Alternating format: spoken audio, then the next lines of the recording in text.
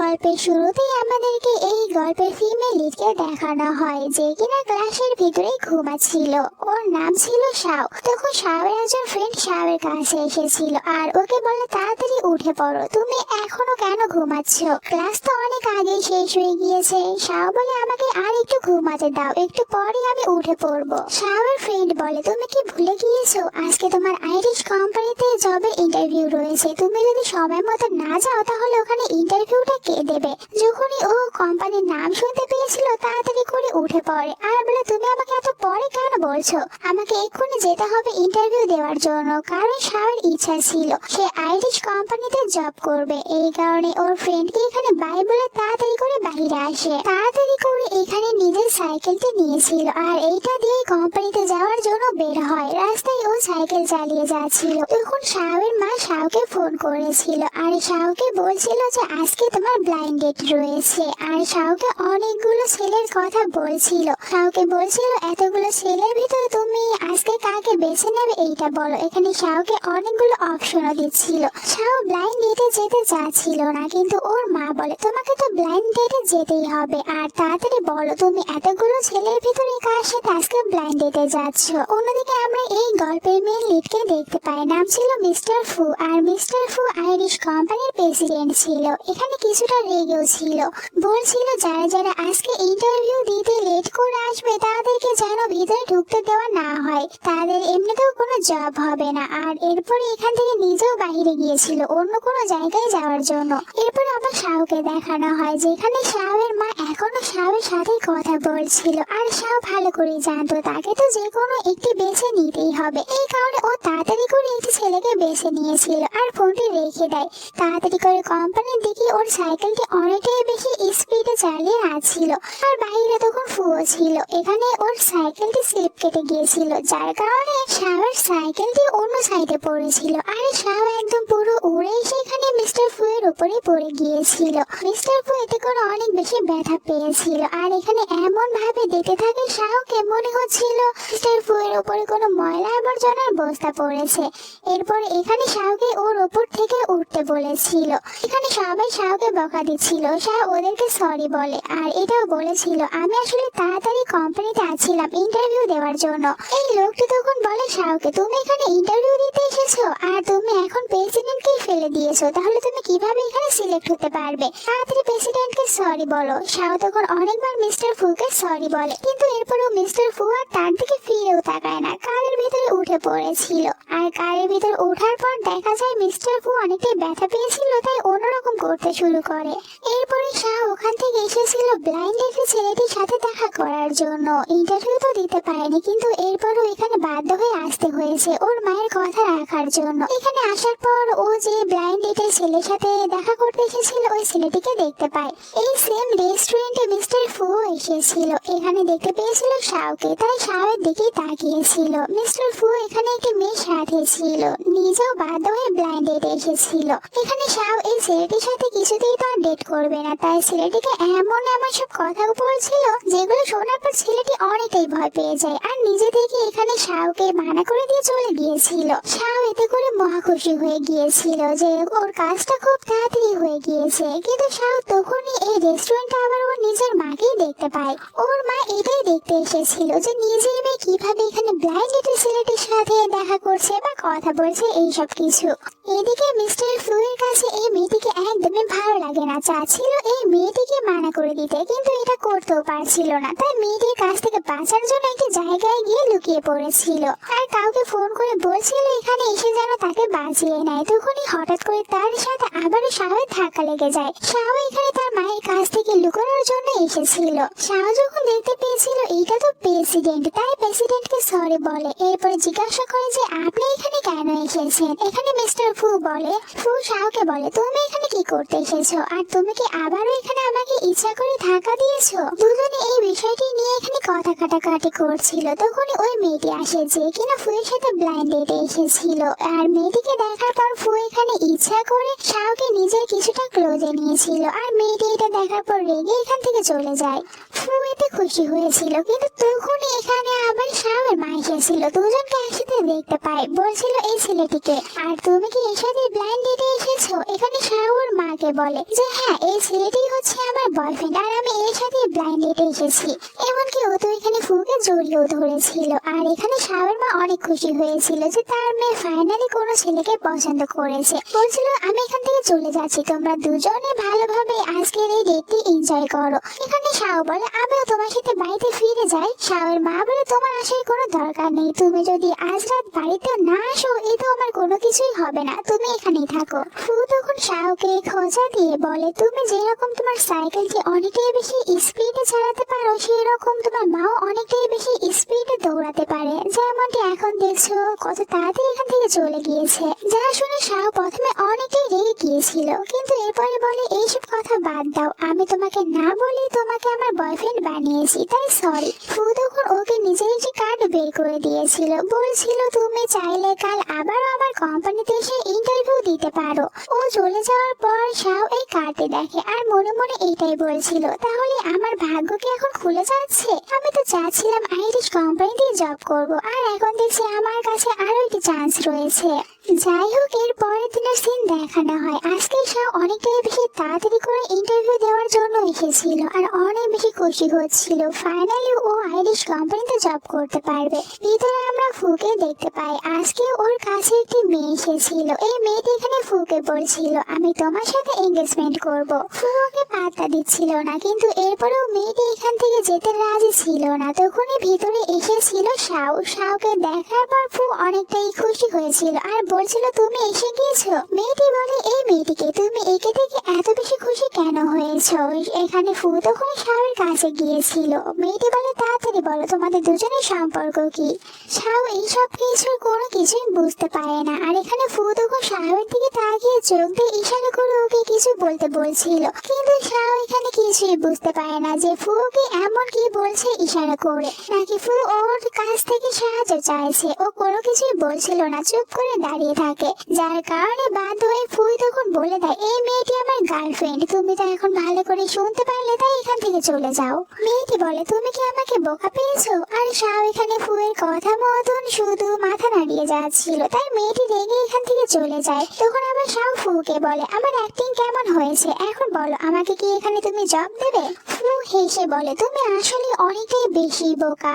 তখন শাও ভালো করে বুঝতে পেরেছিল যে এখানে তাকে কোনো জবের ইন্টারভিউর জন্য আসতে বলেনি ফু, বরং ফু তো নিজের সব ব্লাইন্ড ডেট গুলো নষ্ট করার জন্য এখানে শাওকে আসতে বলেছিল। নিজেই তখন মনে মনে বলতে থাকে আমি কত বেশি বোকা, আমি ভেবেছিলাম যে আমাকে এখানে আজকে জবের ইন্টারভিউর জন্য আসতে বলেছে, কিন্তু এ তো দেখছি আমাকে নিজের সুবিধার জন্য ব্যবহার করছে। কিন্তু আমারও কোনো ইচ্ছা নেই রিস ফ্যামিলিদের সাথে কাজ করার, এখান থেকে চলে যেতে নিচ্ছিল, কিন্তু ফু ওকে একদমই যেতে দেয় না, ওকে নিজের কাছে নিয়েছিল। এরপরে বলে তুমি তো এখানে এসেছিলে জবের ইন্টারভিউ দেওয়ার জন্য, তুমি তো এই কোম্পানিতেই জব করতে চাও, তাহলে কেন চলে যাচ্ছ?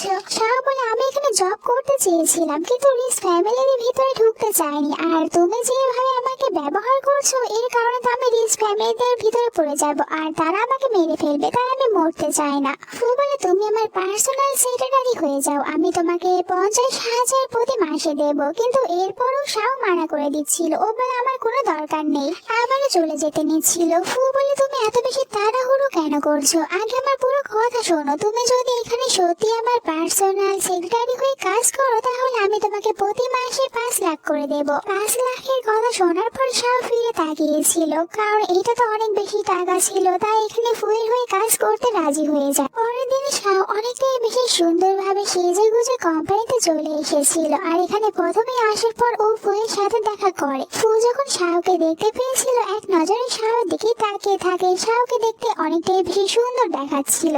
শাও বলে এরকম ভাবে দেখার কোনো কিছুই নেই, আমি আজকে এখানে প্রথম এসেছি তাই দেখতে এরকম দেখাচ্ছে, এর থেকে বেশি কিছুই না। ফু তখন ওকে কিছু ফাইল দিয়ে বলেছিল এগুলো তাড়াতাড়ি কমপ্লিট করো। পরে আমরা এদের সবাইকে একটি মিটিং এ দেখতে পাই, যেখানে সবাই অনেকটাই বেশি চিন্তিত ছিল, কারণ এরা নতুন একটি পারফিউম লঞ্চ করেছে, কিন্তু ওইটা মার্কেটে সেরকম ভাবে চলছিল না, তাই এখানে সবাই চিন্তিত। আর এখানে ফু বলে শাওকে যে তুমি বলো আমরা কি করতে পারি। শাও তখন ওই পারফিউমের স্মেল নিয়েছিল, এরপরে বলে আমার কাছে তো এটা বেশ ভালো লেগেছে। আমার মনে হয় আমাদের এটা বন্ধ করা উচিত না, এটা চালিয়ে যাওয়ার প্রয়োজন রয়েছে।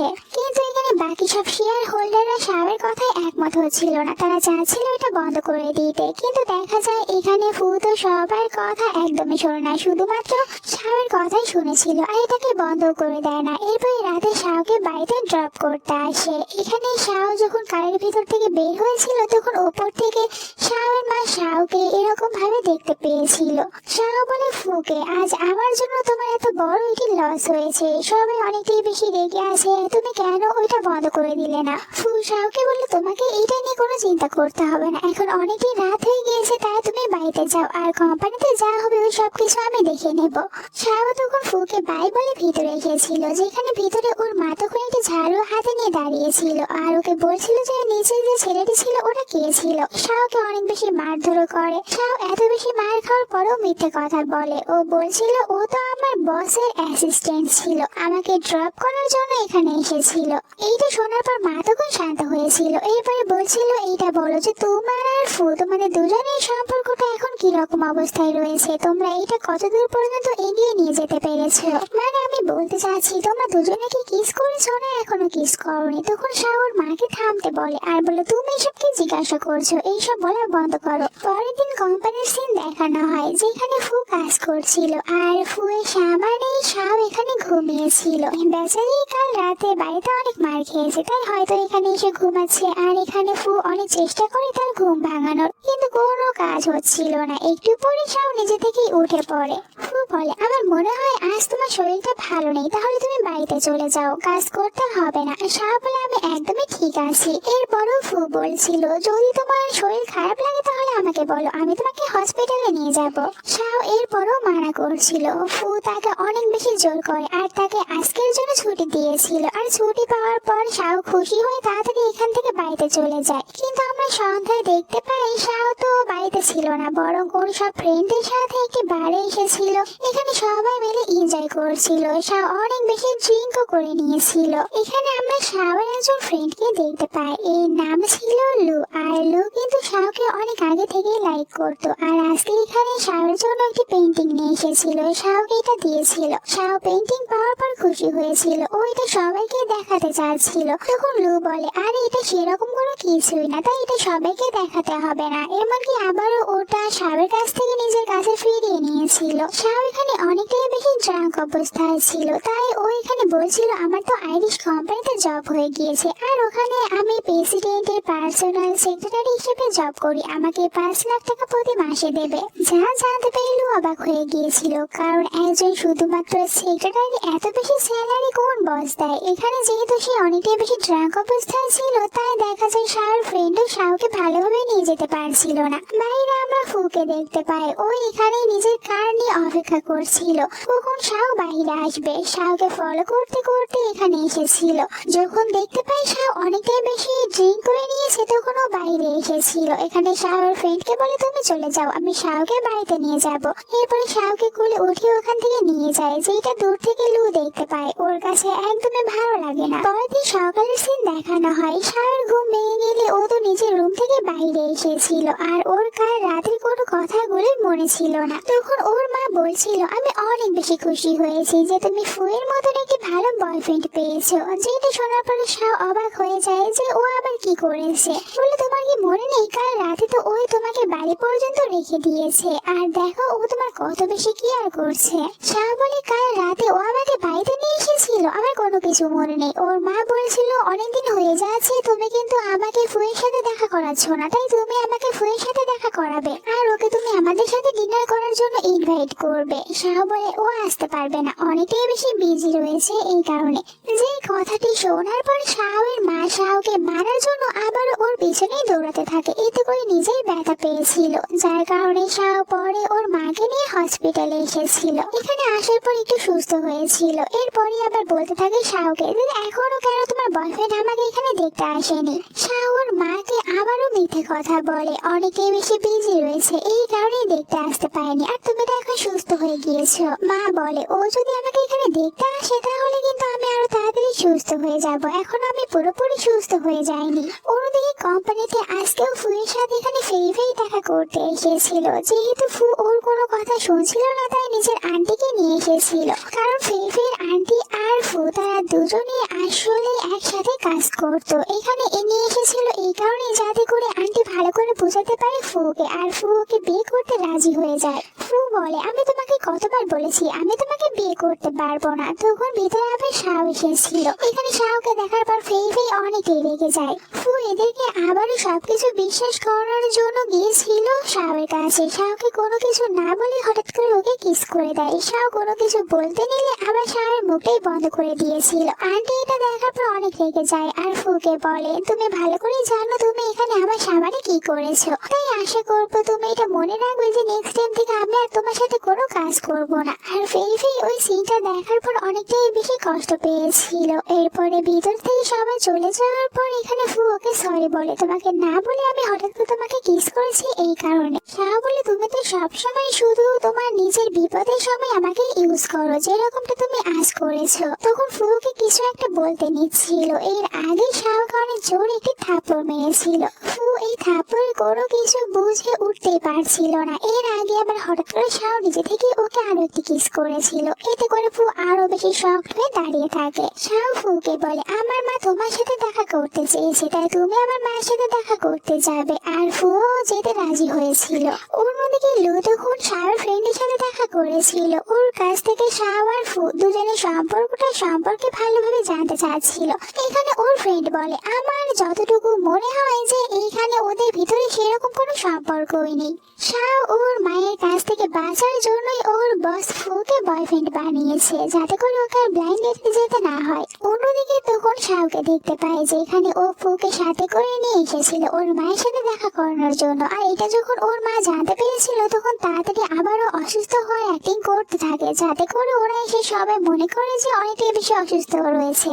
এরপরে ভিতরে যখন এখানে ফুকে দেখতে পেয়েছিল অনেকটাই বেশি খুশি হয়েছিল আর জিজ্ঞাসা করে যে ফুকে তুমি কোনো কিছু খেতে দাও। আর শাহ রেগে ফুয়ের মুখে তখন একটা আপেল ঢুকিয়ে দিয়েছিল। ওর মা বলে, তুমি এটা কিরকম ব্যবহার করছো, নিজের বয়ফ্রেন্ডের সাথে ভালো ব্যবহার করো। এই সব কিছু দেখার পর এখানে ফু মনে মনে এইটাই বলছিল, কবে যে আমি এই সব অ্যাক্টিং এর ভিতর থেকে বের হতে পারবো কে জানে। শাহের মা ফুকে আরো কিছু বলতে চাচ্ছিল আর এটা শাহ ভালো করে জানতো কি বলবে, তাই এখান থেকে জোর করে ফুকে নিয়ে বাইরে চলে আসে। এই পরের সিনে আমরা শাহকে ওর ফ্রেন্ড লুয়ের সাথে দেখতে পাই। এখানে লু যে শাহকে একটি পেইন্টিং দিয়েছিল ওইটা আবারও শাহকে দেয়, যেখানে শাহের একটি ছবি ছিল যেটা ও নিজের হাতে এখানে আঁকিয়েছে। শাহ এটা পেয়ে অনেক খুশি হয়েছিল। লু বলে, আমি তোমার আর শাহের সম্পর্কে সবকিছুই জানি যে তোমরা দুজনে আসলে ডেট করছো না। শাহ বলে যে হ্যাঁ, আমাদের ভিতরে সেরকম কোনো কিছুই নেই, ও তো আমাকে লাইকও করে না আর আমি ওকে লাইক করি না। আমরা দুজনে শুধুমাত্র কন্টাক্টে রয়েছি, যাতে করে আমার মা আমাকে জোর করে ব্লাইন্ড ডেটে পাঠাতে না পারে এই কারণে। আর এখানে লুকে বলেছিল, তুমি কি আমাকে একটি সাহায্য করতে পারবে? লু ওকে সাহায্য করতে রাজি হয়েছিল। পরের দিন আমরা কোম্পানিতে আবারও একটি মিটিং দেখতে পাই। শাহ এখানে নিজের সব কথাগুলো সব শেয়ার হোল্ডারদেরকে অনেকটাই বেশি ভালোভাবে বুঝিয়ে বলতে পেরেছিল, তাই সবাই রাজি হয়ে যায়। আর আমরা জানতে পারি যে এই সব কিছু আসলে লুই তাকে বলতে বলেছিল। লু তাকে বলে দিয়েছিল যে কিভাবে সে ওখানে নিজের কথাগুলো বলবে। এরপরে শাহ যখন ওখান থেকে বাইরে আসছিল তখন ফুকে জিজ্ঞাসা করে, সত্যি করে বলো তো তোমাকে এগুলো কে শিখিয়ে দিয়েছে, কারণ আমি জানি তোমার মাথা থেকে কখনো এরকম কথাগুলো বের হবে না। শাহ বলে, এই সবকিছু আমার একজন ফ্রেন্ড আমাকে শিখিয়ে দিয়েছে, ও আমাকে অনেকটাই বেশি সাপোর্ট করেছে, তাই তো আমি এরকম ভাবে সবকিছু বলতে পেরেছি। তখন শাহের কাছে হসপিটাল থেকে ফোন এসেছিল, ওকে জানানো হয় তোমার মায়ের অবস্থা অনেকটাই বেশি খারাপ হয়ে যাচ্ছে, তাই তাড়াতাড়ি দেখা করতে আসো। শাহ তখন দৌড়ে হসপিটালে চলে এসেছিল, যেখানে ওর মা কান্না করে বলছিল, আমার এখন অনেকটাই বেশি বয়স হয়ে গিয়েছে, কখন মারা যাবো কে জানে, তাই আমি চাই তুমি তাড়াতাড়ি এই ফুকে বিয়ে করে নাও, কারণ আমি যদি এখান থেকে চলে যাই তাহলে তুমি তো একা পড়ে যাবে, তাই আমি চাচ্ছি তাড়াতাড়ি ফুকে বিয়ে করে নাও, তাহলে তোমাকে আর একা থাকতে হবে না।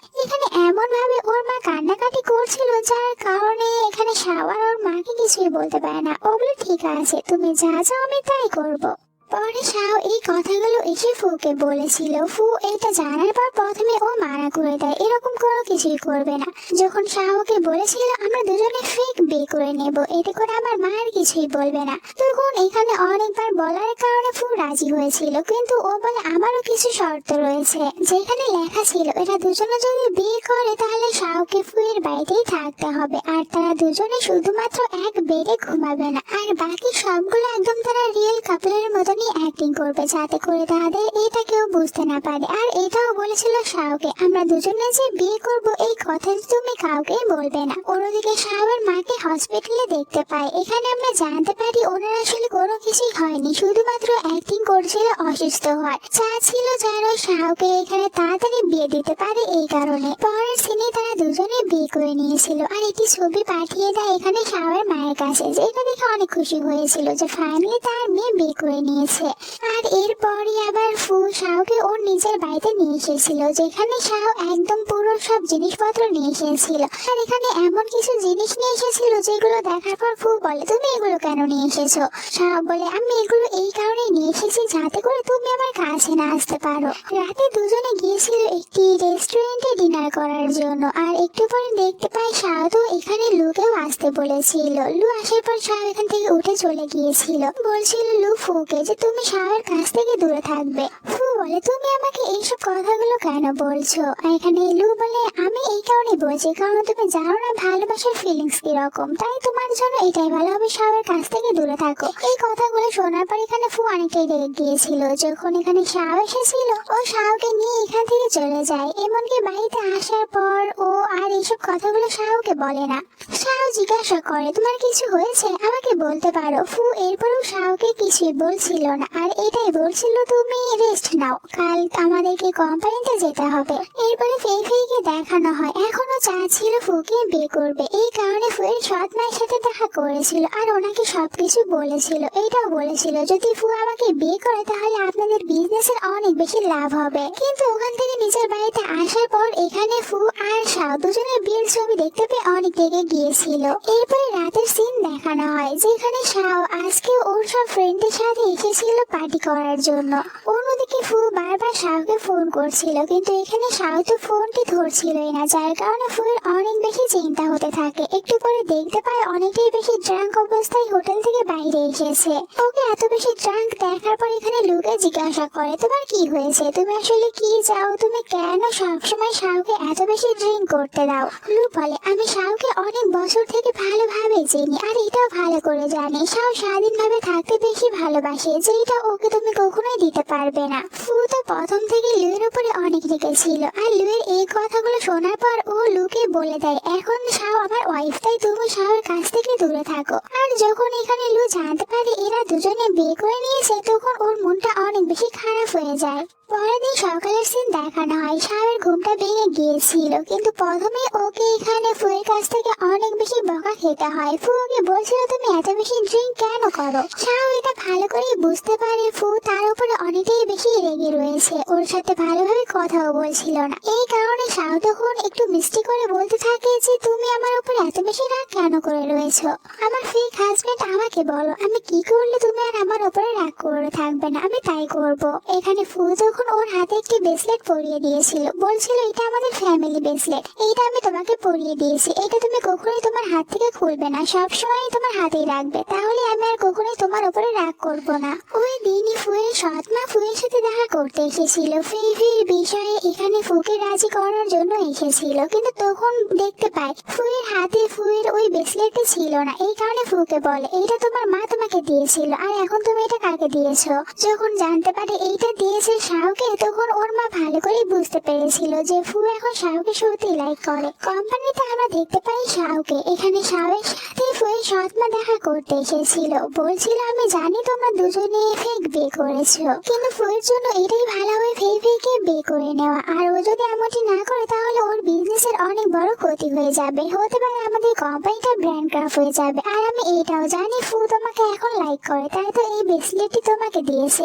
আর তুমি যদি ফুকে একটুও লাইক করে থাকো তাহলে এখান থেকে চলে যাও আর ওকে ডিভোর্স দাও। শাও এই কথাটি ফুকে বলার জন্য গিয়েছিল, কিন্তু ও দেখতে পায় ফু তো প্রথম থেকে তাদের এই কোম্পানির জন্য অনেকটাই বেশি চিন্তিত ছিল, তাই এই কথাটি আর ফুকে বলতে পারে না। ও নিজে ঠিক করে নিয়েছিল এখান থেকে চলে যাবে। আর সবকিছু ভাবার পর ও ফুকে বলেছিল, আমি চাই আমাদের দুজনের এই ফেক সম্পর্কটা ভেঙে দিই, আমি আর এটা একদমই কন্টিনিউ করতে চাচ্ছি না। ফু বলে, কিন্তু এখন আমি এটা ভাঙতে চাচ্ছি না। এরপরেও শাও এখানে ফুয়ের দেওয়া ওই ব্রেসলেটটি খুলে রেখে দিয়েছিল। এরপরে বাড়িতে এসে সব জিনিসপত্রগুলো প্যাক করে নেয়। ফু এরপরেও অনেক চেষ্টা করেছিল শাওকে এখানেই রাখার, কিন্তু শাও ওর কোনো কথাই শুনছিল না। আর চলে যাওয়ার আগে এখানে ফুকে বলেছিল যেন নিজের খেয়াল রাখে। এইটা বলেও ফুয়ের বাড়ি থেকে চলে যায়। পরে শাও ওর নিজের বাড়িতে এসেছিল, যেখানে ওর মা আর ফ্রেন্ড ওকে দেখে অবাক হয়ে যায়। এরপরে শাও ওর ফেক বিয়ের কথা ওর মাকে বলেছিল। ওর মা এটা জানতে পেরে ইমোশনাল হয়ে যায় আর বলছিল এই সব কিছু আমার জন্যই হয়েছে, আমি যদি তোমাকে জোর না করতাম তাহলে তুমি কখনো এরকম কিছু করতে না। এবার এখানে শাওকে বোকা দিয়েছিল না, বরং শাওকে সাপোর্ট করেছিল। অন্যদিকে আমরা দেখতে পাই তখন ফুয়ের সৎ মাকে, যেখানে বলছিল আমি তো ওই মেয়েটিকে তোমাকে ছেড়ে চলে যাওয়ার জন্য 2 মিলিয়ন দিয়েছিলাম, আর দেখো এই কারণেই ও এখান থেকে চলে গিয়েছে। ফু বলে, আমি এই কথা বিশ্বাস করি না। তখন ওর মা ওকে অনেক জোরে একটি থাপড় মেরেছিল, বলছিল তোমার কি হয়েছে, শুধুমাত্র ওই সাধারণ একটি মেয়ের কারণে দেখো নিজের কিরকম অবস্থা করে রেখে দিয়েছো, আর ওই মেয়েটির কারণে কিনা তোমার বাবার কোম্পানিটাও তুমি এভাবে নষ্ট করে দেবে, তুমি এতটা বেশি খারাপ কিভাবে হতে পারো। এরপরে ফেই আবার ফুয়ের সাথে দেখা করে, ফুকে বলছিল তাকে বিয়ে করার কথা, কিন্তু ফু তার কথাগুলোতে আবারও কোনো কানে দিচ্ছিল না। যার কারণে ফেই বলে, তুমি ভেবে দেখতে পারো আমি একমাত্র তোমার কোম্পানিকে বাঁচাতে পারি। এইটা বলে ও চলে গিয়েছিল। ফু বুঝতে পারে না ও এখন কি করবে। অন্যদিকে আমরা শাওকে দেখতে পাই আবার নতুন করে একটি জব পাওয়ার জন্য অনেক কোম্পানিতে গিয়ে ইন্টারভিউ দিতে থাকে। আর এরকম ভাবে ও তো একের পর এক কোম্পানিতে যাচ্ছিল, যার কারণে ওর শরীরটা অনেক বেশি খারাপ হয়ে গিয়েছিল আর নিজের পায়েও অনেকটাই বেশি ব্যথা পেয়েছিল। এরপরও পরের দিন আরো একটি কোম্পানিতে আসে, আর এখানে আসার পর ও জানতে পারে ওকে এখানে জব দেওয়া হয়েছে, কিন্তু স্যালারি অনেকটাই বেশি কম ছিল। এরপরও শাও বলে ঠিক আছে আমি এই জবটি করব, ওর জন্য এটাও এখন দরকার ছিল, তাই এই জবটি করতে রাজি হয়। এরপর ওখান থেকে বাইরে আসে। প্রথম থেকে যেহেতু ওর পায়ে অনেক বেশি ব্যথা ছিল তাই ভালো করে হাঁটতে পারে না, নিচে পড়ে যায়। ওই সময় এখানে এসেছিল লু, ওকে এরকম ভাবে দেখতে পায় তাই ওর অনেক বেশি কেয়ার করতে থাকে। এখানে তারা দুজনে কথা বলছিল। কথা বলার এক পর্যায়ে শাও লুকে বলে, আমি আর ফু আমরা দুজনে ফেক ম্যারেজ করেছিলাম। আর এই কথা জানার পর লু অনেকটাই খুশি হয়েছিল, ভাবছিল তাহলে ও এখনো শাওকে হারিয়ে ফেলেনি। এভাবে আস্তে আস্তে সময় কাটতে থাকে আর শাও তার নতুন কোম্পানিতে ভালোভাবে জব করছিল।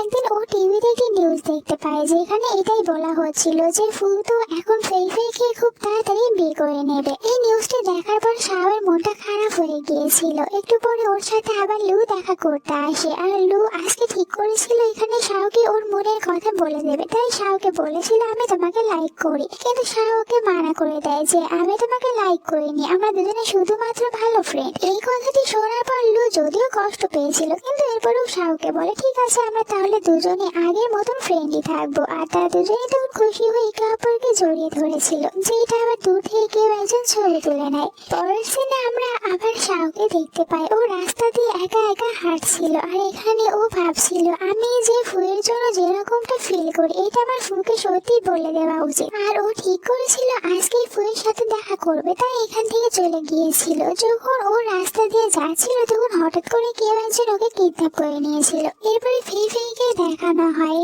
শাও আর লু তারা দুজনে যে একে অপরকে জড়িয়ে ধরেছিল ওই ছবিটি এখানে ফুকে দেখায়, বলছিল দেখো ওই মেয়েটি তো অনেক বেশি হ্যাপি রয়েছে, তাহলে তুমি কেন শুধু শুধু ওর কথা ভাবছো, এর থেকে ভালো তুমি আমাকে বিয়ে করে নাও। আর কালকে তো আমাদের দুজনের এনগেজমেন্ট। আমরা শাওকে দেখতে পাই ওই লোকটি শাওকে একটি জায়গায় কিডন্যাপ করে ওকে হাত পা বেঁধে রেখে দিয়েছিল, আর বলছিল যে কালকে যখন ওদের দুজনের এনগেজমেন্ট হয়ে যাবে তখন তোমাকে আমরা এখান থেকে ছেড়ে দেবো, শুধুমাত্র ওদের এনগেজমেন্টটা ভালোভাবে হয়ে যেতে দাও। আর এইদিকে ফু এই ছবিটি দেখার পরেও ও এখানে বিশ্বাস করে না, বলছিল আমি আজকে শুধুমাত্র একবার শাওর সাথে দেখা করতে চাই আর ওর কাছ থেকে সবকিছু শুনতে চাই। ফেই বলে তুমি ওকে নিয়ে কোনো চিন্তা করো না, আর তুমি ওর সাথে তো আজকে দেখা করতে পারবে না, শুধুমাত্র কাল আমাদের এনগেজমেন্টটা হয়ে যেতে দাও। এরপরে দেখবে ও চলে এসেছে। আমি চাই না আমাদের দুজনের এনগেজমেন্টের ভিতরে কোনো সমস্যা হোক। তখন অনেকটাই রেগে যায় ফু ওর উপরে, বলছিল যে সত্যি করে বলো তুমি এখন কোথায় রেখেছো শাওকে, আমি শাওয়ের সাথে দেখা করতে চাই। অনেকটাই রেগে যাচ্ছিল। এই কারণে আবার ফেই বলে এত বেশি রাগ তোমার জন্য ভালো হবে না, তুমি এখন রেস্ট করো, কালকে আমাদের দুজনের এনগেজমেন্ট রয়েছে। পরের দিন এদের এনগেজমেন্টের সিন দেখানো হয়। আজকে এখানে অ্যানাউন্সমেন্ট করা হবে ফেই ফেই আর ফু তারা দুজনে একে অপরকে বিয়ে করছে এই কথাটি, যার কারণে অনেক মিডিয়াদেরকে এখানে নিয়ে আসা হয়েছিল। ফেই ফেই অনেক বেশি খুশি ছিল, কিন্তু তখনই হঠাৎ করে এইখান থেকে তো ফু এক দৌড়তে পালিয়ে গিয়েছিল শাওকে খুঁজে বের করার জন্য। আর অনেক খোঁজাখুঁজি করার পর ও শাওয়ের কাছে এসেছিল। শাও এরকম অবস্থা দেখে নিজেই কান্না করে দেয়। শাওকে বলছিল আমি আসতে অনেকটাই বেশি দেরি করে ফেলেছি। এখানে তারা দুজনে একে অপরকে নিজেদের মনের ফিলিংস এর কথাটি বলে দিয়েছিল। আর অন্যদিকে এখানে ফেই ফেই যেহেতু শাওকে কিডন্যাপ করিয়েছিল তাই ওকে পুলিশ নিয়ে গিয়েছিল। এরপরে আমরা 2 মাসের পরের একটি সিন দেখতে পাই যেখানে এরা দুজনে এদের ওয়েডিং ডেটটা ট্রায়াল দিতে এসেছিল। দুজনেই অনেক বেশি খুশি ছিল আর তারা দুজনে আবার একদম রিয়েল ভাবে বিয়ে করে নিয়েছিল। আর এখানে আজকের এই গল্পটা শেষ হয়ে যায়। তোমাদের কাছে এই গল্পটা কেমন লেগেছে কমেন্ট করে জানিয়ে দিও। ভালো লাগলে চ্যানেলটিকে সাবস্ক্রাইব করো, ভিডিওতে একটি লাইক দিতে ভুলো না। দেখা হচ্ছে নেক্সট ভিডিওতে। আল্লাহ হাফেজ।